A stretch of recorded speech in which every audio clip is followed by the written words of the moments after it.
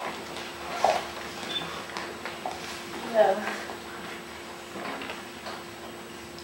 In 2008, I took a family vacation to the Dominican Republic. My only goal was to return tanned and relaxed. But I was getting bored and antsy on my resort, and I decided to explore the town. My journey led me to Puerto Plata, and it was there that I met two young street boys who were shoe shining. Their names were Jimmy and William, and they were originally from Haiti. They did not go to school, and they worked every day shining shoes, just enough money so that they could eat. I couldn't help but compare these children to the ones I would see sometimes on those child sponsorship commercials. But the difference was this wasn't a commercial and I couldn't just change the channel. I got to learn more about these children and their communities such as Agua Negra, which translates into black water. It's called black water because it is an impoverished community with no sewage system. It is right on the beach, and foreign ships have been known to dump their trash there. I thought about starting a school for Haitian children because one of the problems is that these children do not have access to an education. They're denied from going to public schools, and private schools are too expensive. I'll never forget, I returned to the Dominican Republic with donations of school supplies and shoes and coloring things. And one of the boys took out a letter tracing book I had brought, and he wanted me to show him the letters to put together that made his name. And he was completely ecstatic that he could now write his name at 12 years old. His name was Jean.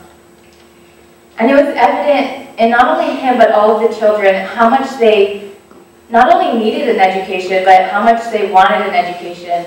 They were so hungry for knowledge. And I thought back to my dream of starting a school for these children.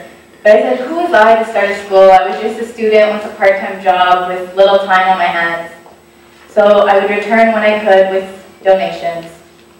Most of the kids work in town shoe shining, selling fruits and vegetables and candies. And many children also bottle pick. They'll go around nightclubs and bars late at night and pick up any beer bottles they can collect. It isn't lucrative, but these kids will do anything they can just to survive.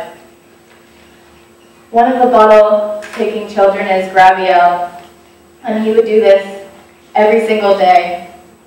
I spoke with his mother, and she told me how she was contemplating sending her two youngest daughters to live in an orphanage in Haiti.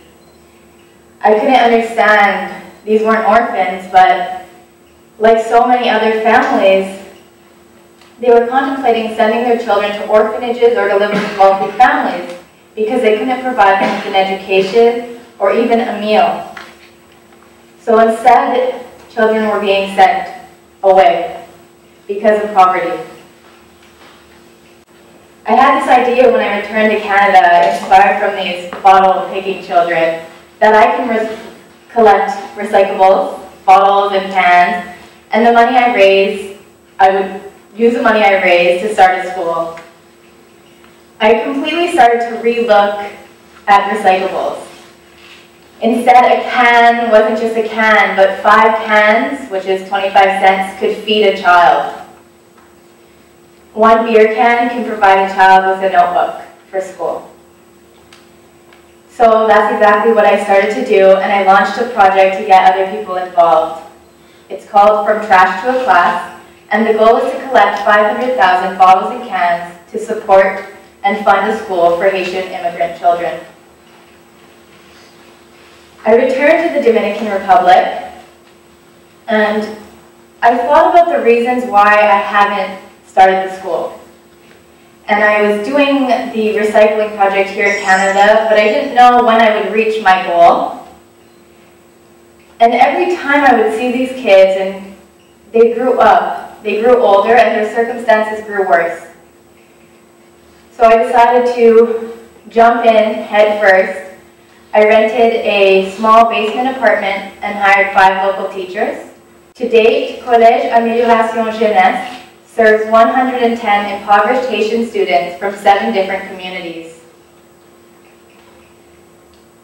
We're doing everything we can with very little resources, but our children are truly determined and motivated. Therefore, I am determined and motivated to keep helping them. It's as easy as collecting cans and bottles, and I truly think these children will have a better life. When we have a dream, we have to follow our dream. And I think we can make excuses and reasons why we can't do something. I know I made excuses in the beginning. I was a student with a part-time job. But instead of thinking it as what I didn't have, I thought of what I did have. Well, I did have a part-time job. I could do something. And I know there's trash everywhere. Instead of looking at it as trash, I truly started to look at it in a different light. Thank you so much.